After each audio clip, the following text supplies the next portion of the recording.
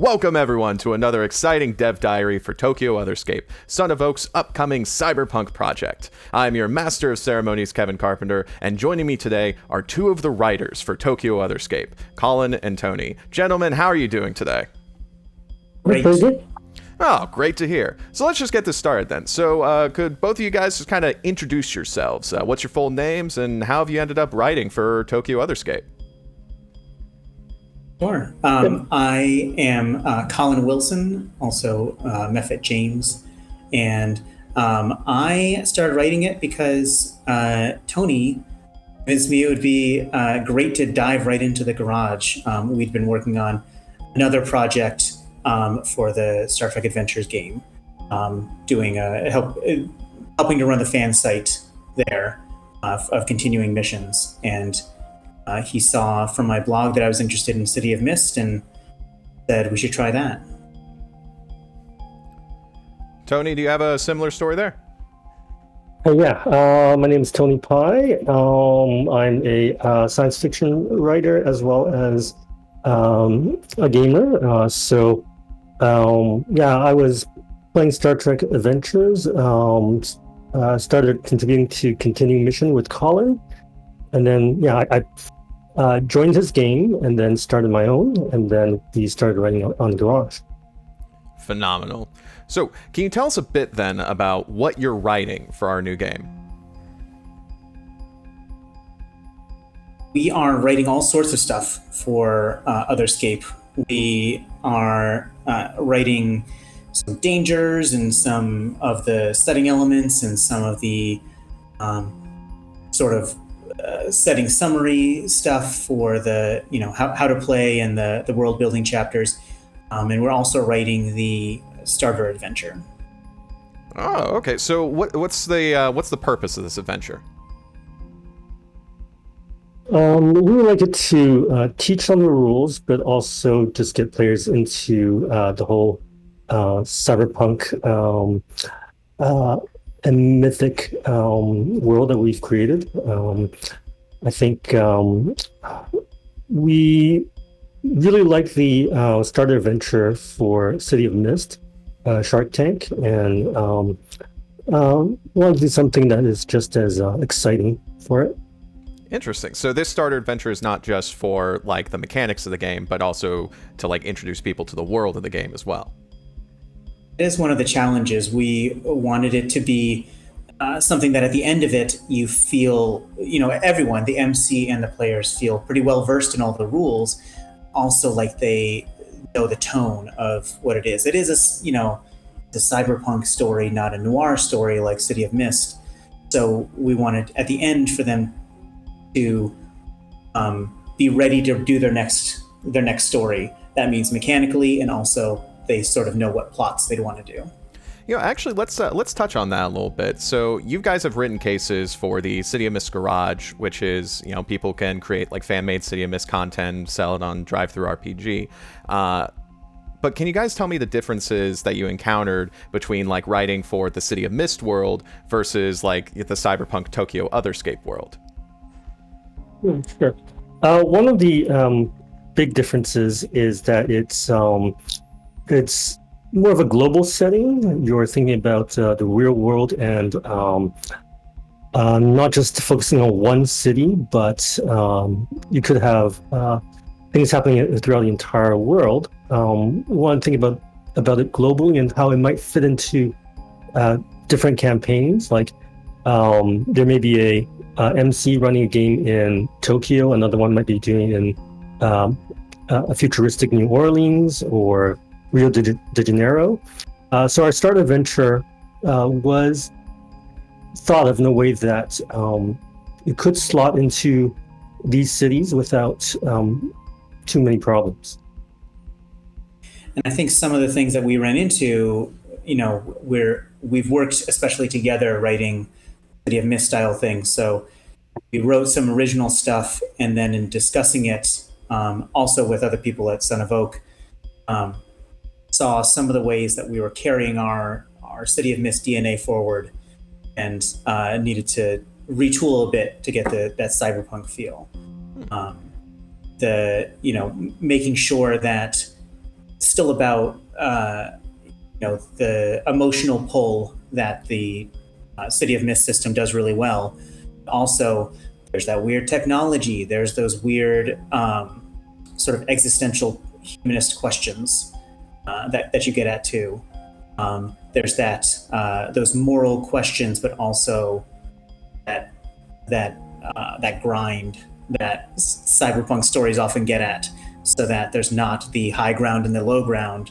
It's kind of there's lots of low ground, and where are you gonna which one are you going to do, and how's it gonna chip away at you just a little bit by living in this this future full of weird technology and weird corporations. Yeah, it's not really a lot of high road versus low road. You're already under the highway overpass. But yeah, Tony, what did you have to say there? I was going to say it's also a lot more adventure and combat oriented compared to what you might encounter in a City of Mist case, which is more detectives looking for clues. Here, even though there are elements of investigation, you're going to run into a lot more conflict immediately, and we had to adjust our thinking for that as well.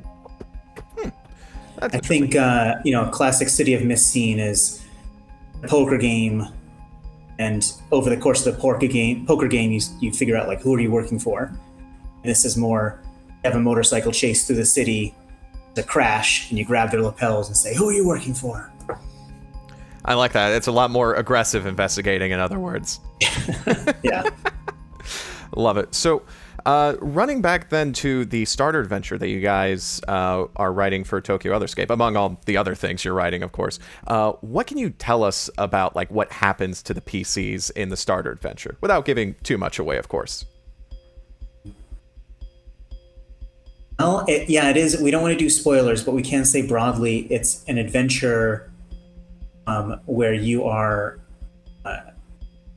there's a corporate handler, and they need you to go offshore to this abandoned complex, and there's a job there that just gets complicated that way, Yeah, and just to explain that, you are still in the mega city, but in the future of Otherscape, there are ecological disasters, other kinds of man-made disasters that have changed how cities are. So we're focusing on a section of the city that has been devastated ecologically, and that's where we chose to set it, just to show a bit of wilderness within the city itself, something which has been partly destroyed, but still has a lot of the footprints of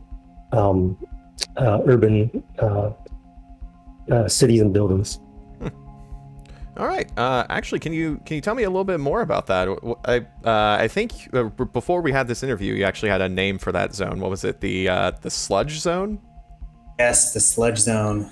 That was Tony came up with that name, and I love it because it's both gets at that sort of abandoned outside the urban area, but also extremely altered and urbanized.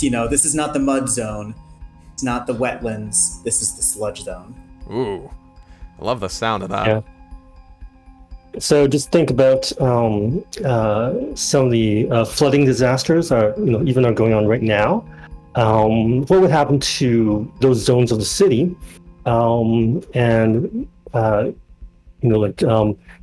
It became one of the places where we thought, well, let's see how future ecological disasters could shape the city.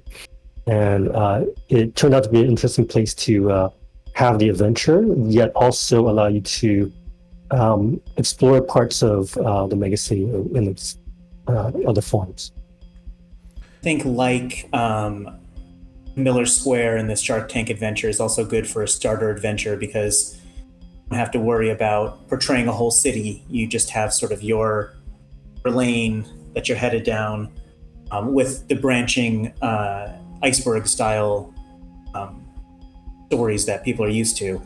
But starting MC, you don't have to worry about the whole mega city. This is just the corner that this adventure is taking place in, and then after that, you can go to the other spots that you want to go to. Well, so you guys are creating this as like a starter adventure to like, get people into the world, and you're starting it out in this area like the sludge zone to show off like the damage to the city. But what you said there, Colin, where it's like after that, you sort of like branch out. Can you tell me a little bit more about like some of the other spots that people will be branching out to? We in doing this, all the authors are coming at it with different backgrounds and different perception of what cyberpunk means. Part of that is the different media that we've consumed for it. For Tony and I, at least, we've been talking a lot about other cyberpunk or near future games. For me, or I think for both of us, Shadowrun is one that we're keeping in mind, and also Eclipse Phase for me, and Altered Carbon, the book and the series. So I like to look at those, how the advanced technology not just makes life different, but makes new ways of living that we can't imagine now. Just like, 40 years ago, it's not like we're doing social media differently than 40 years ago. Social media is a brand new life force. So thinking about some of that, and other parts of the city that are suffused with augmented reality, or parts of the city that are introduce sort of lifestyles or different power structures that just aren't part of our cities today, because it's a different future with a different technological level it is. Also, completely virtual areas. So, it's sort of a Matrix style. Instead of going to the mall, you might, in your living room, sit down on your couch, plug in, and go to a virtual mall that seems real to you. It's a completely real part of the city with no physical aspect to it. That's that's just like Ocean Heights or Independence in the city of Mist City. Those are real parts of the city, real parts that we'll conceive of as part of the city, even though it's all ones and zeros.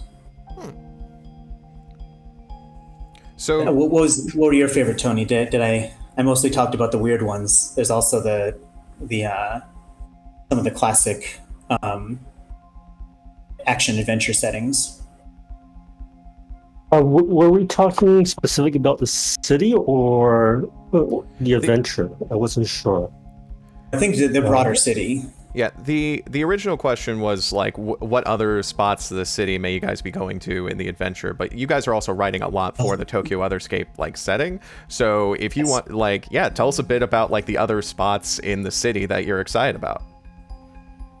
Well, maybe I just you may have to edit this. Maybe I'll just talk a bit about the adventure, because I think maybe Colin misunderstood that part of the question.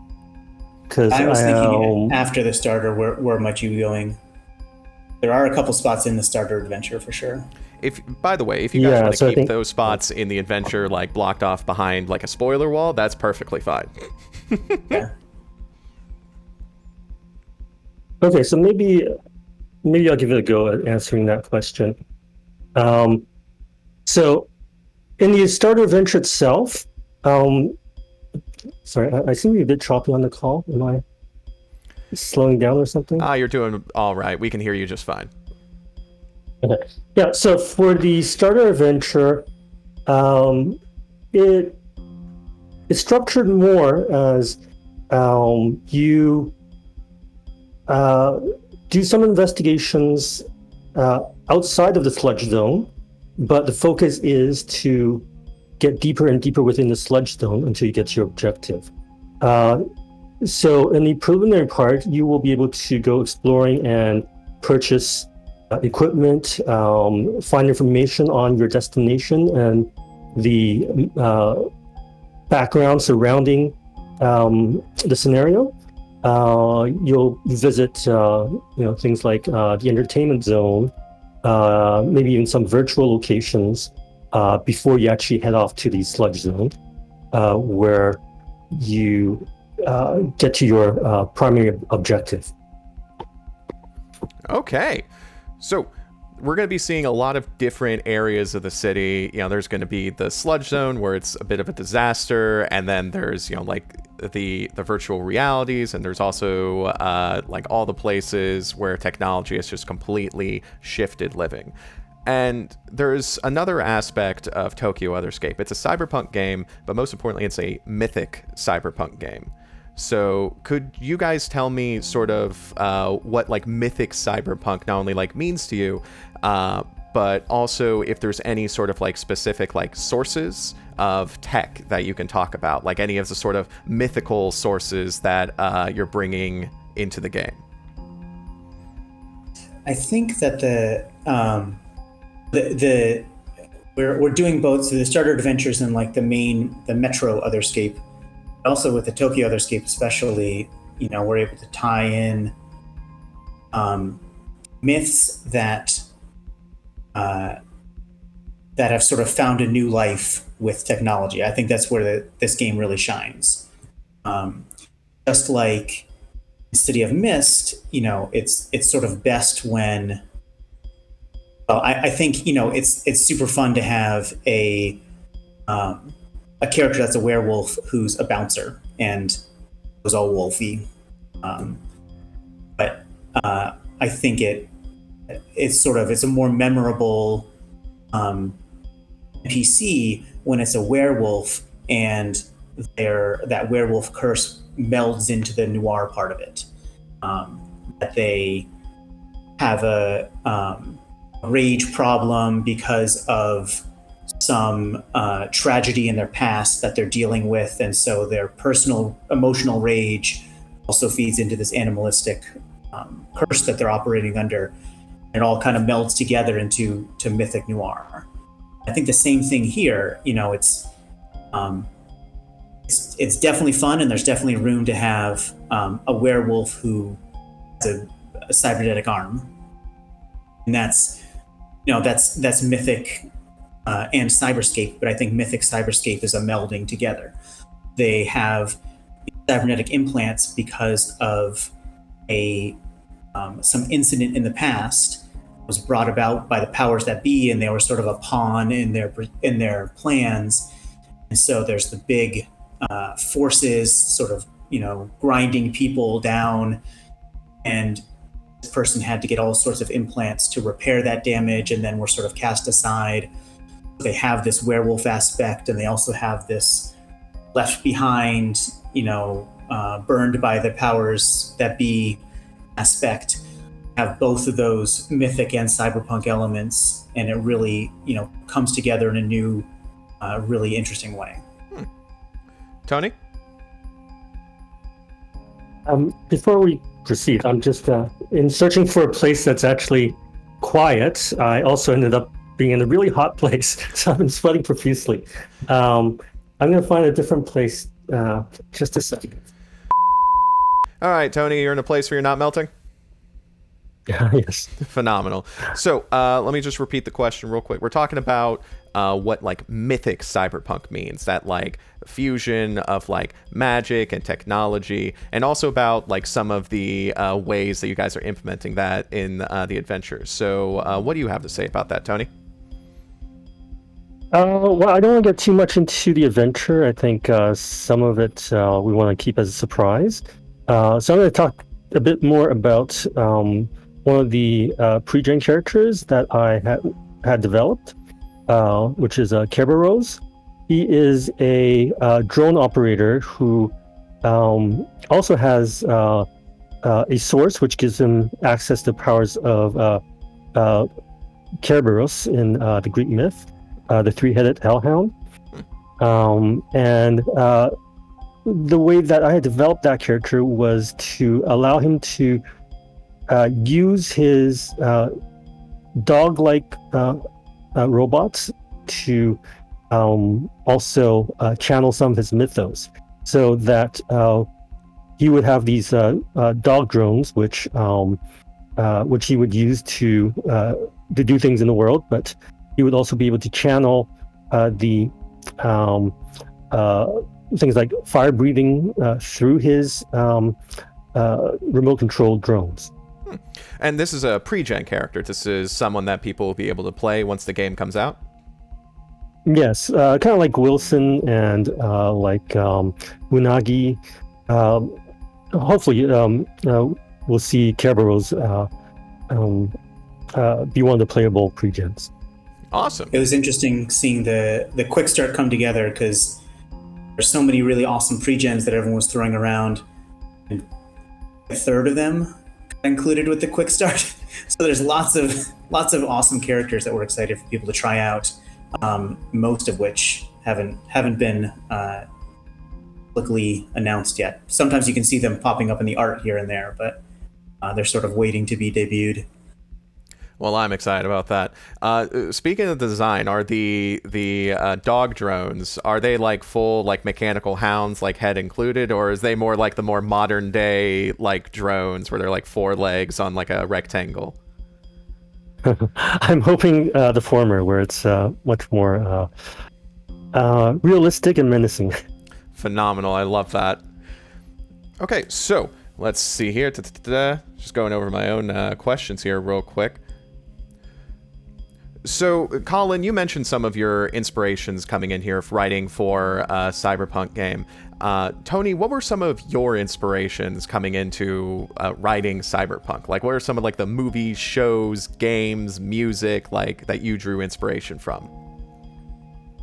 Well, the first time I saw something cyberpunk was Akira, a long time ago.